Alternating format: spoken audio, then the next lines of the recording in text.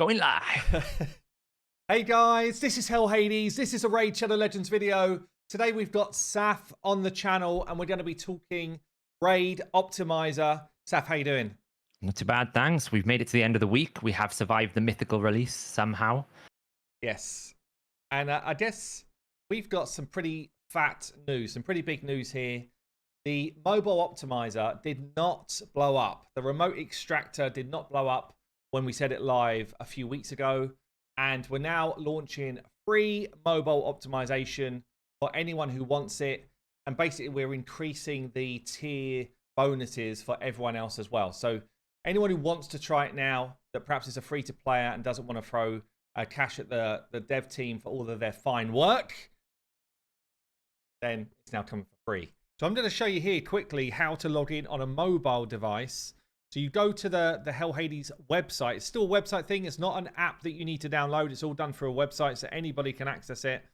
And you log in to your Hell Hades account. Yeah, that's the first thing you do. This first screen, this is your Hell Hades account, not your email address. Okay, not your raid details yet. Log into this, put in your Hell Hades details. My phone remembers me, which is great. So it means I don't have to remember all my passwords and stuff every time. You then go to your import your raid account information. What this is doing is it's just running through as if you were logging into your raid account on a PC. Basically putting in your email address for raid. It will then take you to requiring your actual raid email, password. And if you have two-factor authentication, you have to have Google authentication. A straight email one does not work. So if you have it, you do have to enter a code. If you don't have it, you just leave this bit blank and you'll get through this kind of like login process. You'll then go into the queue. It will tell you what number in the queue you are. And then once you are successful in the queue, you'll get this completed and it will take you to your champion screen. I guess the main purpose of this video, though, is to also show you some updates which Saf has been working on with, I don't know, do you want to call out the guy around UI? Yeah, so obviously when we went live with the mobile optimizer, it was a major overhaul of the UI to make it responsive, and some of it hit the mark. Some of the desktop views kind of was leaving less to be desired. And to be fair, so we had some great community feedback, but in particular, we had one individual who came forward with me and actually gave me like almost like a slide deck of what he would do if he was doing the UI design. We were quite impressed with this, and I want to shout out Sir Henry White. His Discord name. Obviously, I won't give out any sort of other details. Who actually came forward with this and kind of like a presentation. It's like, I would change it this way, this way, this way. We were so impressed. We actually, asked him if he wanted to spend more of his time with a compensatory method, as you say, to actually give us a bit more insight as to what he wants, because a lot of the feedback that he was giving us was pretty valuable and pretty good. It's always handy to have a second perspective when you look at these things. When you code in isolation, it's always a bit of a, you can go down a rabbit hole a little bit. So we basically spoke to Henry Wright, and he's been helping us along the way to basically give you the view that you're seeing on screen now. Really, the desktop view has kind of been completely overhauled to improve the issues and make it even better than what it was before. Yeah, so one of the big changes here is the navigation bar. We're now on the left-hand side instead of the top. If you've got smaller screens, you can kind of, what do you call this? Just kind of like cascade it back. Yeah, minimize it. Yeah, minimize it back. And then hopefully you'll still understand what these different symbols mean. They should make some sense. I think they make good sense. And I guess let's go into kind of new look champion page. Again, if people like to move stuff around, and this is one of the feedback things we got around desktop particularly, like when people were changing the size of their screen on desktop with the new view, it wasn't really necessarily working that great. And I know, Saf, you've been working hard to improve that, but yeah, we've kind of now got that into a better place.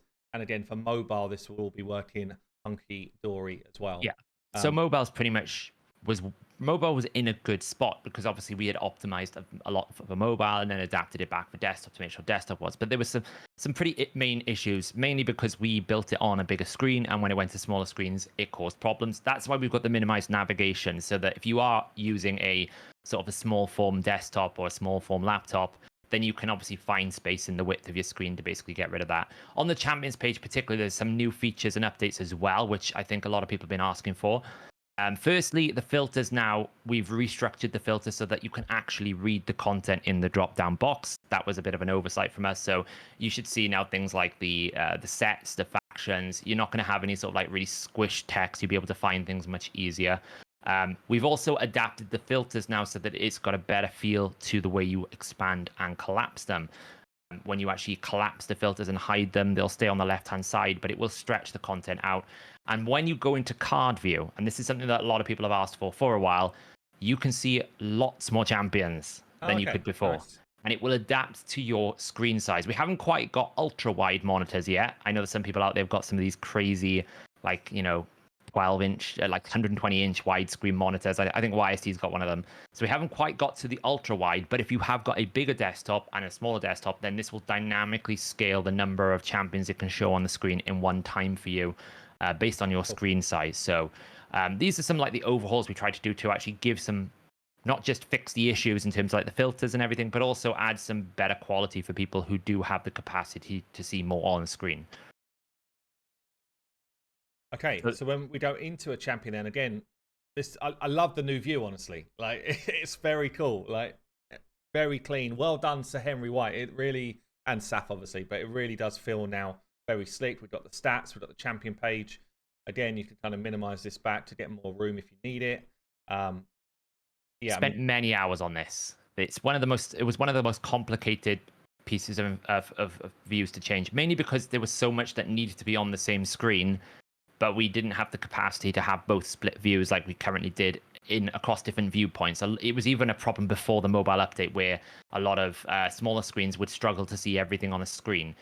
So we still have a few issues here. The swap gear one is probably the worst at the moment. There's still a few issues. It's functional, but we're still trying to, it is good enough for it to be used at the moment, but we're still trying to improve the quality of the view of this particular one here. So, but the idea with this view is you still have access to all of the details, optimize and swap gear.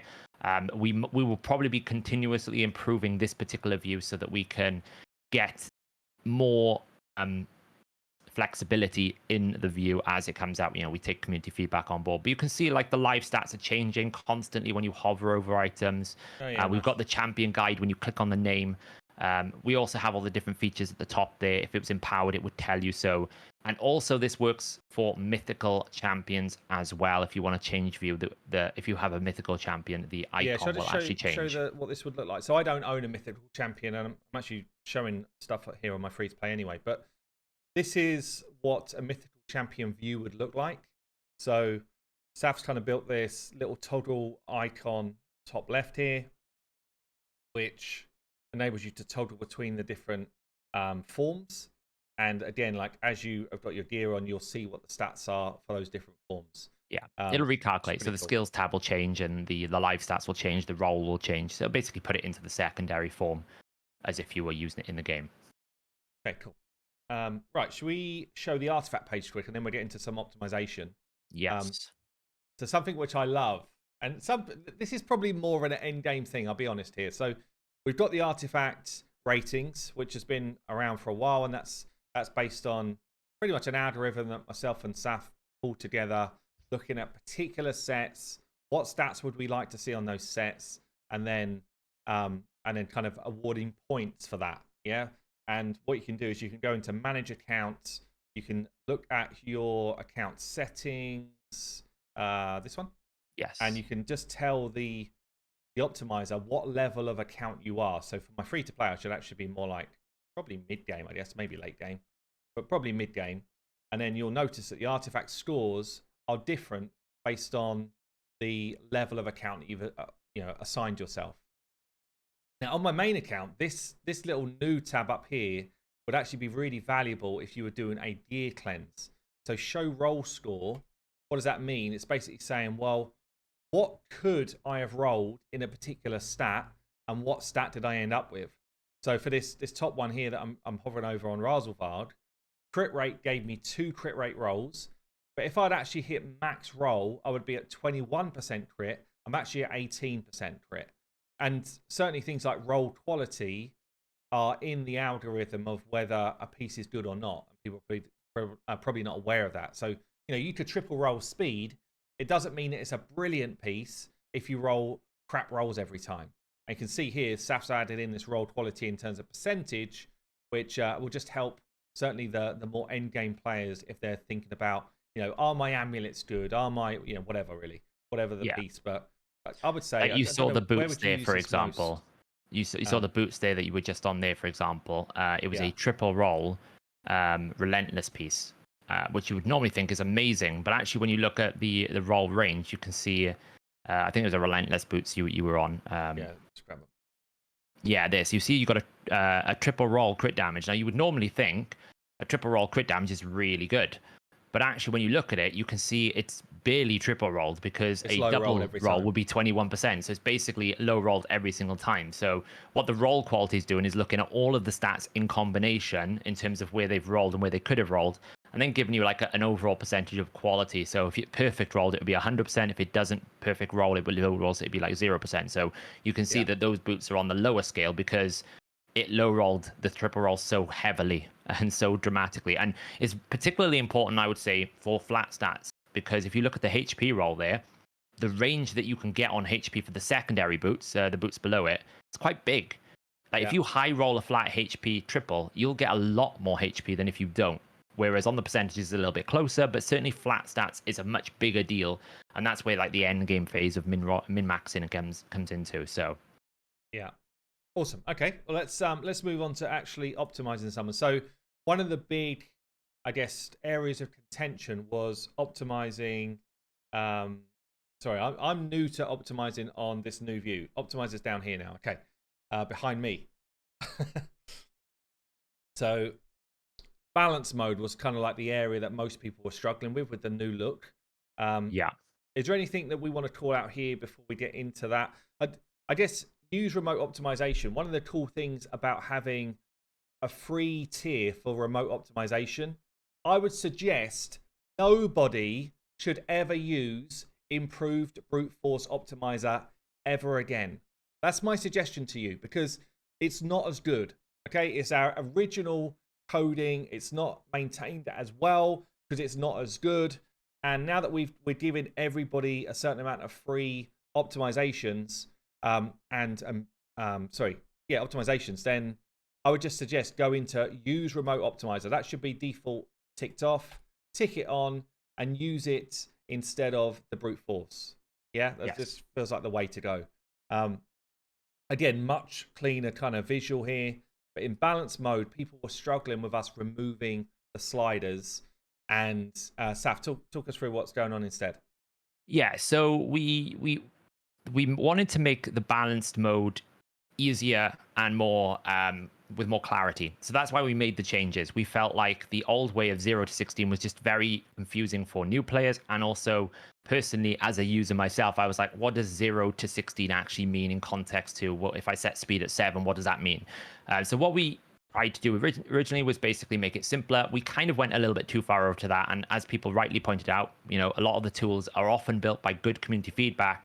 It took away some flexibility. So what we've decided to do is retain the simplification aspect by reducing the number of options you can pick, but we have brought back in balanced mode now the ability for you to select a priority from 0 to 6. This will be in the stats tab. Yeah. I was just seeing if anything else had changed on the way, but that feels cool. Yeah, so you Um, can see now there's a priority column, and they are drop downs instead of sliders, just because we felt like drop downs are a little bit easier to manage from a UI perspective. So you can choose between 0 to sort of either none or 1 to 6, and that will give you a priority. You can have the same priority based on the same stats. If you want basically builds that have more speed and HP equally with each other, they can both be 1. You can select as many as you want, although I would suggest anything more than about 4, you're going to find really bad builds in the sense that yeah. it's very difficult to find stats in a priority for 4 different stats in a very extreme case. But the option that people were asking for is let me control it and let me mess around with it. So we've Yeah. given that back to people so that they can now So, prioritize exactly as it's they worth want. clarifying here, though, because the reason why we changed it originally is because a lot of people were not using it very effectively. Yeah. I would still say if you've got a minimum requirement for a stat, still write the minimum in. Don't necessarily worry about writing maximums because you'll just get very close to that minimum you want anyway. But let's take speed here. At the moment, I've got minimum in at 180. If I then say priority 1, that's going to say, the optimizer's thinking, okay, I'm going to get you 180, but then I'm going to get you some more. Whereas if I said priority none, the optimizer's just like, right, I'm going to get you to 180, then I don't care about speed anymore, and I'm going to prioritize the other stats. So, like you say, Saf, for most champions, you probably would put a few minimums in, like the really important minimum stats, but you don't necessarily want more than that. And then you set your priorities on the stuff where you just say, buy me as much of this as you can now, because I've got my minimums in. Absolutely. So it kind of like ranks build results based on the weight of that stat. So if you put something at 6, then it's going to start ranking the attack value much higher than any of the stats. And then the build that returns the highest overall score with a combination of stats is the one that ends up winning. So when you put two stats together, 1 and 1, then it will probably be quite a close margin between the speed and the HP. If you put a little bit more emphasis on HP, then the build with more HP is likely going to override the build with less HP. So generally for PvE on balanced mode, you know what your minimum accuracy is, you know what your minimum resistance is going to need if you need it, you roughly know what your minimum speeds are. You kind of have that idea. Sometimes you want to go as fast as possible, which is absolutely fine. Where balanced mode is probably going to be more valuable is when you're trying to build these very complicated end game arena builds where you want resistance, you want accuracy, you want speed, you might want a bit of HP and defense, and you want to kind of try and get as much of something in the right balance between different things. Those were the types of builds that we probably have lost in the current live version that this is going to now resolve. Where in fairness, the build that I've just pulled out here, and I'm only doing it to show, but really the build I'm doing right now is much better done in damage mode. Yeah, so yes. I'm saying 100% crit. I'm saying a minimum speed, a minimum accuracy, but other than that, the stats I'm saying are priority are damage stats, which would be much better done in a damage mode, and just say on damage mode, minimum speed, minimum accuracy, and then it will do basically what I'm trying to force it to do in balance. So, I mean, where would you use balanced for, like the best scenario? So, I mean, exactly as you're saying here, this mode here is basically a damage calculation. Even if you required HP, you could set yourself a minimum HP level in damage mode, because obviously damage mode will ignore HP if you haven't got a HP multiplier. Balanced mode is pretty much designed for solo-based champions where you don't want damage per se, but you don't mind having a little bit of it, but you primarily want to survive, right? It's situations where you're not exclusively looking to be the most tankiest champion in the world, and you're not exclusively looking to be the most damage dealing champion in the world. You're in this middle ground where like debuffers, solo champions, sometimes you need to build like a slow target in clan boss can be a problem as well. So those are the types of champions we are looking at for balanced mode, where you need, a classic example is like that end game arena build where you want your debuffer to have as much accuracy as you can, but you also want them to have a bit of resistance to just avoid some of the sort of non-debuffers doing debuffs to you. And you also want HP, you also want speed. One thing I will say with balanced mode is the reason why you can't select a priority with maximum values is because it logically doesn't make sense. A maximum value says, find me a build with no more than this stat, whereas priority is going, find me the builds with the most amount of this stat. So it would be like, it doesn't make sense to do that. That's why when you select a max value, you won't be able to select a priority. That has been the case for quite a while now. But that's where the balanced mode is really designed for, is builds where you neither want to be super damage or super survival, and you have lots of different stats you need to balance around. Yeah, and it's worth saying, so I've hit Optimize here. What's going on is we're now using the Hell Hades servers to do an optimizing build, because I'm using remote optimization. If you were doing this on your own PC, then it would use your own GPU to do the build, and you could pause at any time. So if I was doing this on my own PC and I didn't need to use the extractor, the remote extractor, the remote optimization, I could just untick here, and then those builds would come through much quicker. Can't show you right now because we're on a staging environment, but what that will do is you could actually pause the builds as you choose and kind of find it quicker. But when we're doing it on the remote extraction, remote optimization, it takes roughly a couple of minutes, doesn't it, per optimization? Is it as long as that, or? It's probably even quicker. What we have done now in this update is you'll actually be able to see the live processing of the tasks. You'll be able to see your queue position, and you'll also be able to see when it's processing, how long it's taking. That is now in this build. It's also worth noting as well, if you decide you don't want to use the remote, or you do, the actual configuration you've set like carries over. So if you've configured it for local and you want to rerun it, but you're not on your PC, you could log into the website, essentially rerun it again using the remote. We've made it so that what you do locally is identical to what you do remotely. Yeah. There's a couple of things here. People wanted the kind of skills hover back. So what SAF's added in is, again, a bit of a compromise. You can click skills and see down the bottom here the difference it's going to make to your skills for different builds. You can literally flick through and see what the difference would be. That's especially valuable on a damage optimization, I would say. You can also see your EHP for every build, which is how tanky you are, basically, your overall survivability. You can see the silver cost, and you can go in and view the build. You can show differences per build, so you can see where you're gaining stats and where you're losing them.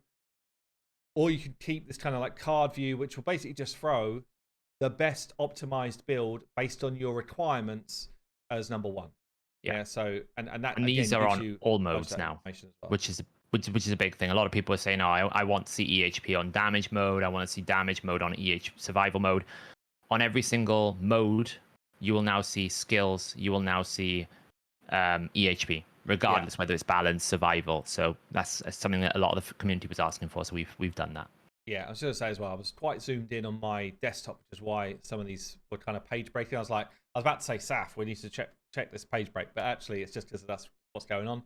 But the card flips, you then find your build. Again, I'll zoom in a bit so you can see it better. But when we get the build, so all of the champions and gearing that you need to go and find in game, you still need to do that yourself. You go in game, you find where these different pieces are, and you equip them. We also got the kind of like stat differentials on the right, and again the damage gain and the EHP gain or loss on the right as well. So just feels much cleaner as a UI, and hopefully you guys agree, like more intuitive for when you're using the tool. Anything else to call out on the champion optimization? Yeah, so on this page particularly, this basically gives you everything that you could ever want to see. On the left, you can see your live stats. So you can see what currently is being worn. On the right, you can see the new stats, whilst also that new stats is showing you the different. You also see the skill changes. You also see your EHP changes and the artifacts you need. So one of the main complaints people had was they couldn't see the differences in all the different views. Every single view you go to now, you should be able to see all of the comparisons that are relevant to you. Obviously, if you're not premium, you won't see the skills comparisons because that's a premium feature, always has been ever since the dawn of the optimizer. But apart from that, you should be able to now go into all the different views that you want to go into and actually see the differences, which is the crucial part of this kind of and thing. If you're just theory crafting, you can equip in Optimizer. That doesn't change anything in game, but it will assume now that Rhonda is wearing those pieces. So you see now she's got those on. Her live stats have changed. And at this point, you could actually lock her so that if you then go and do some more theory crafting in the Optimizer, don't steal pieces from your Rhonda, providing you don't have include locked pieces. So essentially, you've changed it in the Optimizer. You haven't changed it in the game, but now the Optimizer assumes that Rhonda is wearing those items, which is very helpful because you can obviously change lots of things around without actually affecting your silver count in game, which we all know is a big problem. Yeah. So I guess let's go into Team Optimizer here. Again, I think very slick, different visual to what we had before. Hopefully you guys agree. Like, let us know what you think. But we've now got the kind of drop downs up the top again, all of the navigation on the left. So let's just grab, I don't know, drop downs now you can actually read them, which you couldn't do before. Nice. One of those things that you don't really think about. Yeah. Grab Dragon. Let's see if my free-to-play can do any hard mode stuff. So I'm going to go hard stage 1. Find a team. Any past builds that I tried to do up here on the right. Resets up here on the right as well. So if I hit find a team on my Optimizer and go with the fastest team, let's pump success rate to 97%. You can change these kind of filters here. And I want to see something that's had at least 10 battles. And then apply filter down the bottom. I can also say don't include locked. I can say exclude manual teams. This is something, one of the the guys who uses this a ton in my clan, Panda didn't know about, but we were talking about Hydra, and I said, oh, I want to see if there's any cadaver teams that are full auto yet. And you can exclude manual teams and therefore find only full auto teams, which is quite cool. Yeah, So one of the things we want to bring to one of these filters, which is on the roadmap, something I'll probably look at within the next couple of weeks, is the ability for you to exclude solo teams or only show solo teams. So if you want to find full teams, you can do. If you want to find solo only champions, you can do. That's kind of on the roadmap, something that people have asked for. So this is an interesting one, right? So we've got here a team that's had plenty of battles.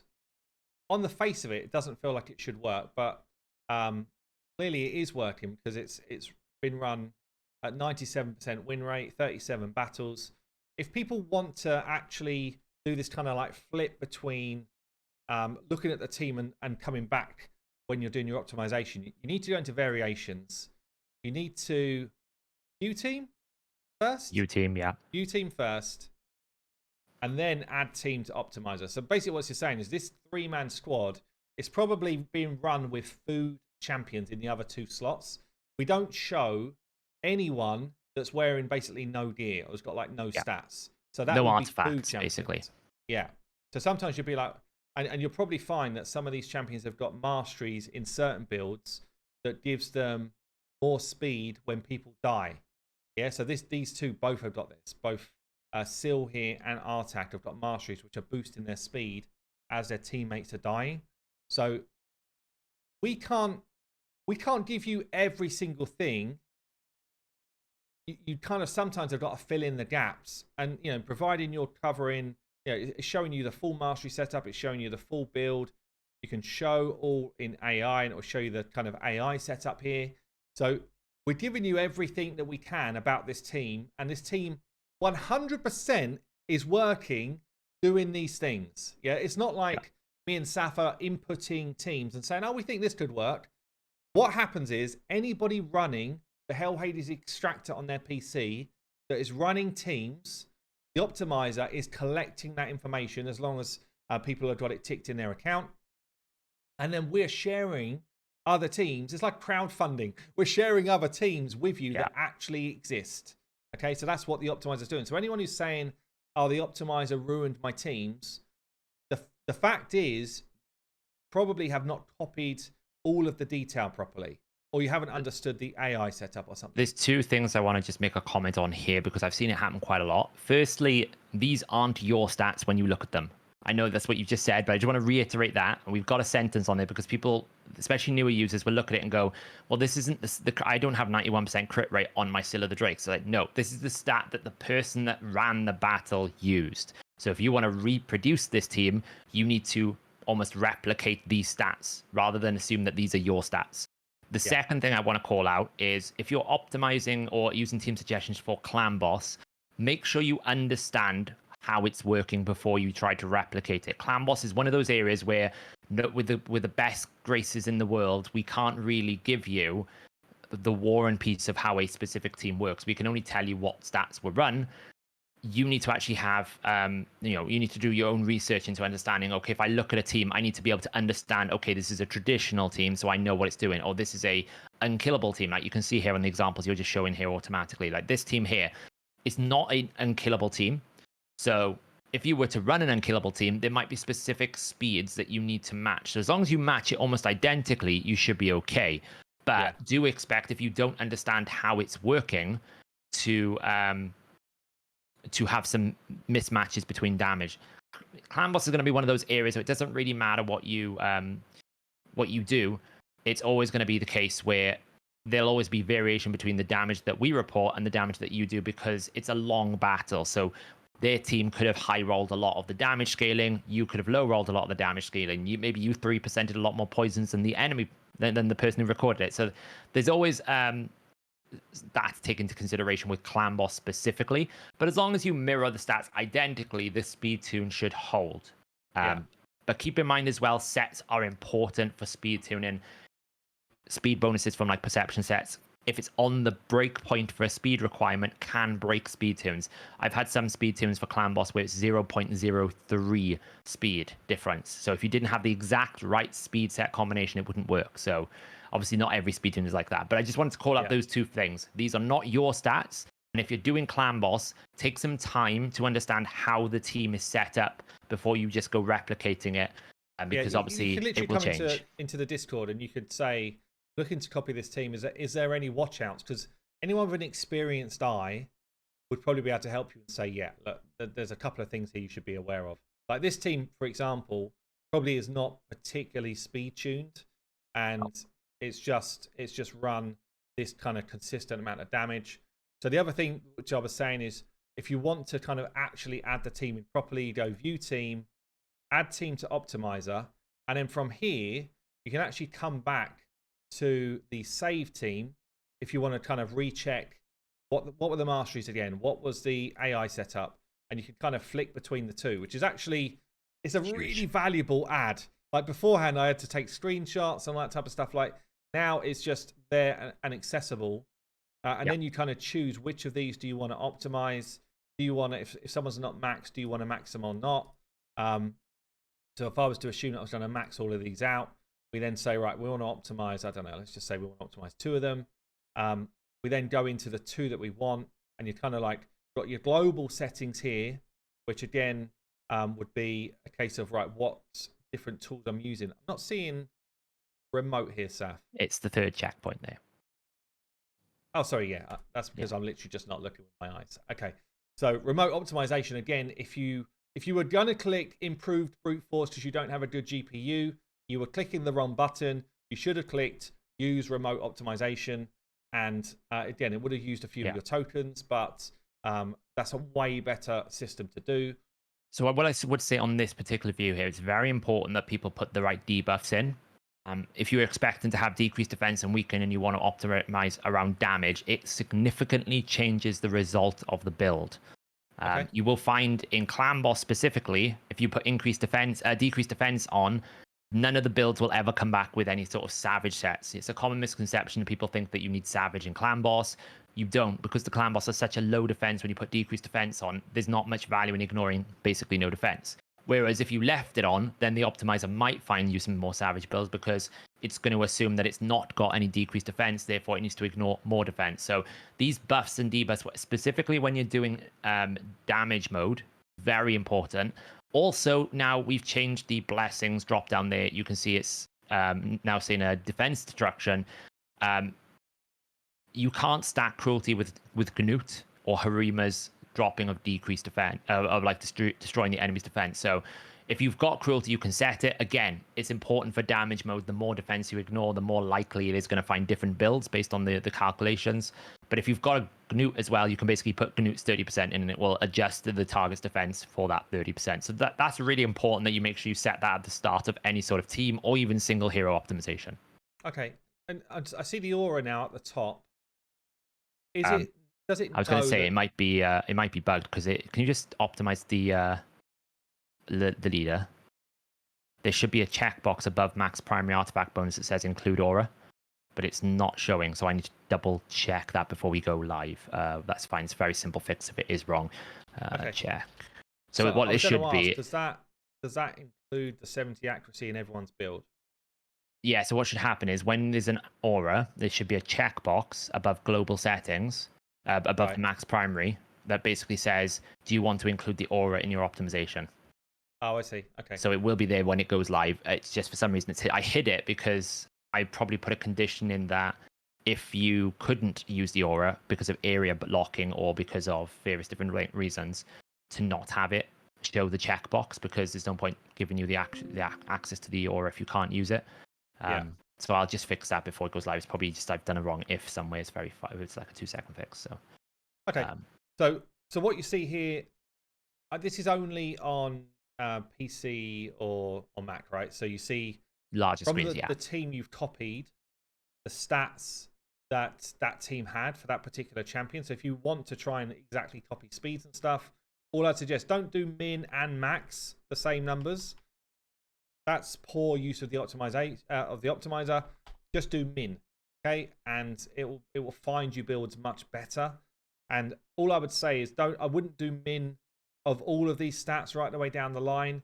Just pull out the ones which you think are important. So let's say I wanted the 4700 defense. I want the speed. I want the accuracy. Resistance is irrelevant. He's clearly not a damage build because he's got no damage stats built in. So these are probably the only stats that I would copy across or have as a minimum. Like naturally, he's defense based, so attack is just giving you the base value. Resistance looks like it's probably just giving you the base value with maybe some incidental resistance, stats that exist on the game. Yeah. All right. So unless you can see it, unless you see a number going above like 180, normally that doesn't mean they've used that number for the accuracy and resistance. Yeah, and then something else. So in sets here, I could come in and choose sets. Don't forget, I could go and save team and just be like, Drex, what were you wearing? Accuracy, resistance. So I know just by looking at these sets, there's nothing about those sets that makes any sense that they need to be used for Clan Boss. If it was like a toxic set, then I'd probably would try and copy that across. Yep. Otherwise, I would just leave the sets blank and let your optimizer just find you your best gear to do the job you want it to do. Typically, the sets that are going to be relevant are like for dungeon running. Do champions have blood shield accessories with a seer? Because that's an extra buff that could make a big difference. Toxic sets in Hydra, are they using like either a provoke or a cursed set? Can make a big difference. Generally, things like perception and speed not relevant. Revenge, yes. Builds are very important, so we do show those, especially if you're doing, like you say, dungeon running, stuff like that. Yeah, because it gives you an idea of how often are they trying to refresh their skill to make something work. And if it's a lot and it's only one run that you're copying a team from, chances are they might have just got lucky with a bunch of refreshes. Right. Like we see that a lot. People say, I can't get this team to work. We look at the team they were trying to copy and it's just someone who's wearing like triple refresh accessories in relentless gear. Yeah, and you're like, or reflex, and you're like, okay, well, they just got a super lucky run, and that's it. And it's very difficult.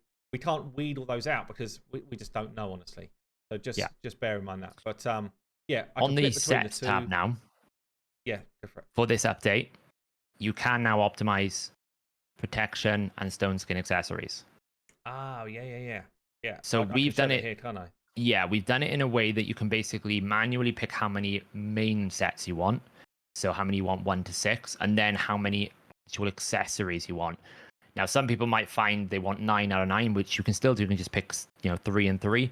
But we figured that some people might want the flexibility of being able to pick specific amounts of accessories, so that the main stats on the the main sets have more flexibility. Right, this gives you the full flexibility to basically say, I definitely want 2 accessories in stone skin, or I definitely want 1 accessory, and then find me 3 in the artifacts. So when you I did make up the combo. my Cupidus build last week or whenever it was, this ability wasn't in there yet, but now I got a lot more flexibility, because if you were only using 1 piece stone skin because you're lucky and you've got 3 accessories in stone skin, then you can say, okay, now I want savage. For like an arena build or something. Obviously, you wouldn't even need to do that for damage mode, but yes, it could be like, for example, if you wanted to do like reflex with some crazy thing, like you do like reflex with 3 stone skin, then with 4 stone skin, then you can require the reflex. So if it's like lethal, cruel, savage, those will automatically calculate in damage mode. But if you wanted other sets, like say like you wanted Guardian with stone skin, well, now you can actually say, give me 3 accessories in stone skin, 1 main artifact set in stone skin, and then give me a full bolster set or a full Guardian set. So you can actually force the exact combinations you want in different pairings. So one of the things I call out here, sometimes the optimizer does still find me savage gear for Clan Boss, and certainly on something like a free-to-play or a mid-tier account, or even actually on my main account, I sometimes just say, you know what, I don't want to waste any of my good savage or my lethal on Clan Boss, because I know that the value of it is relatively low. So I will sometimes, you see the way it's grayed out, basically that says, don't find me any pieces in those sets. When else would you use the grey out kind of mode? It's basically if you have a particular item, like for example, I had a reflex helm that had 28 speed. So when I optimized the champion, because it wasn't on any champion, it was like, we're going to give you that helm in almost every single build, because it had so much value in terms of accuracy and speed. So in that situation, because I just hadn't decided which champion I wanted to give that to at the time, I just disabled reflex, because it wasn't giving me any of the reflex builds. But I didn't want the builds to come back with that. So I just disabled reflex for the time. And then, as you said, if you have good savage and lethal, and you know you want to build damage, but you just don't want to use any of those pieces, you can obviously hide it for those reasons.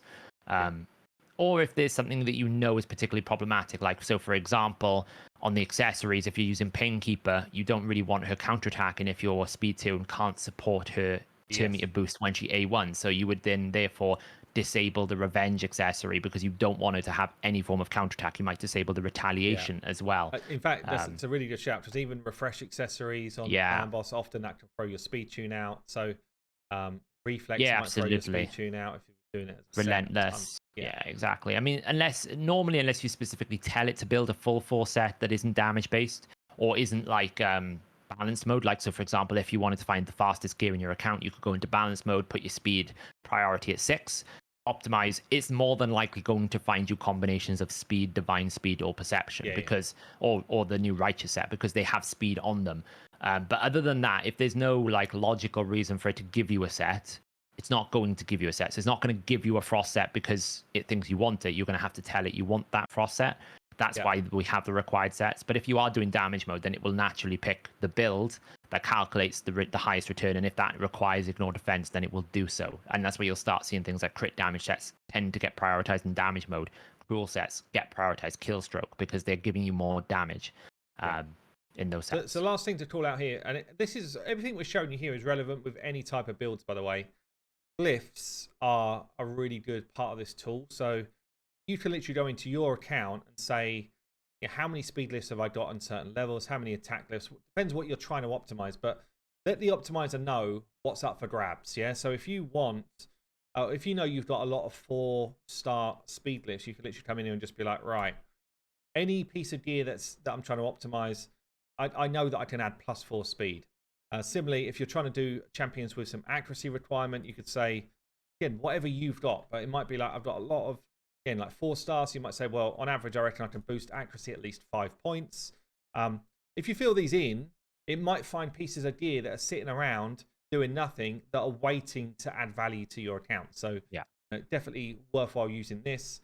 And I guess another way, I don't use this in this way a lot, but you could literally say to the optimizer, assume nothing is glyphed, and therefore I guess it will give you the highest value potential pieces. Let's say you were trying to do a speed build and you just wanted to find, like, okay, assume nothing's glyphed right now. What would be my best speed pieces around? I would normally do it the other way, honestly. I would normally just go, assume everything could be +8 speed, but either or. It actually is, it depends what you want. The basic idea with that is if you plan to min-max to the ultimate degree, then you can basically find the ones where the highest base stat, the base roll, is the one that you pick, right? So if you've got a 23 speed, but one is 23 +4, the other one is 23 +2, then the 23 +4 would normally get picked.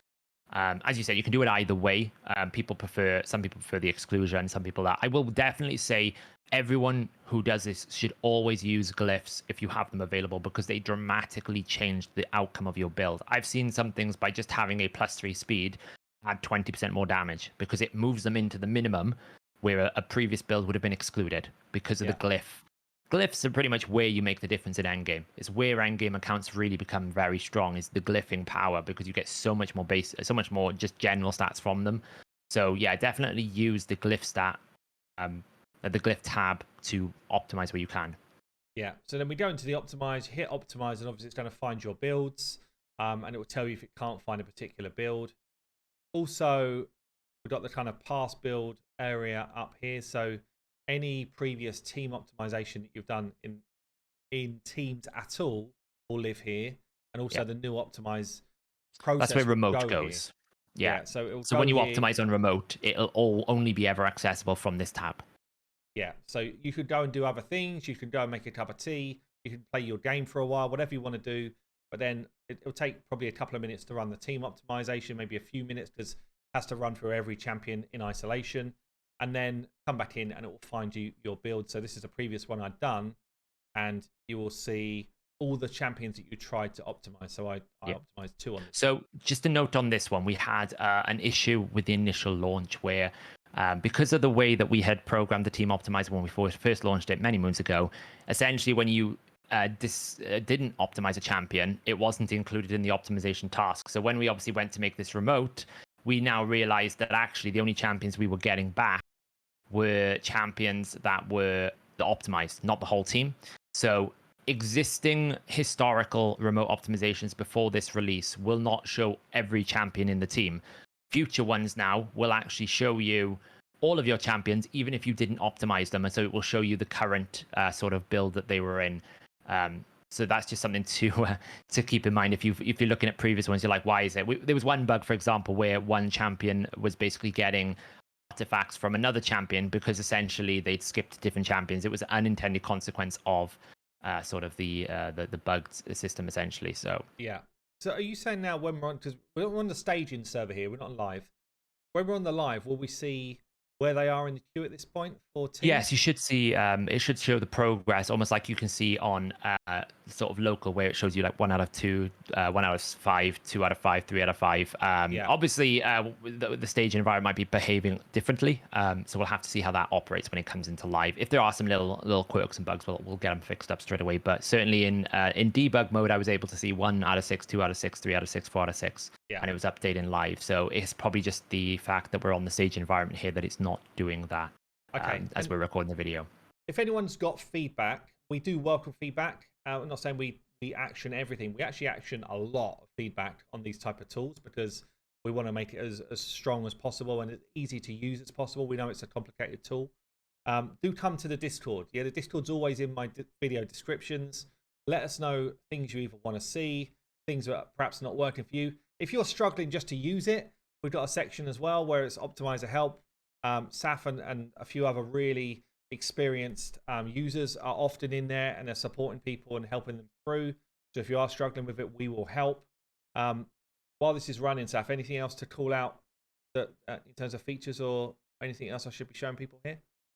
So obviously manage account for remote extraction. When we first launched this, we had a bit of a eye opener. We didn't realize that two-factor authentication was never available on mobile. We have no idea why. So you now don't require two-factor authentication.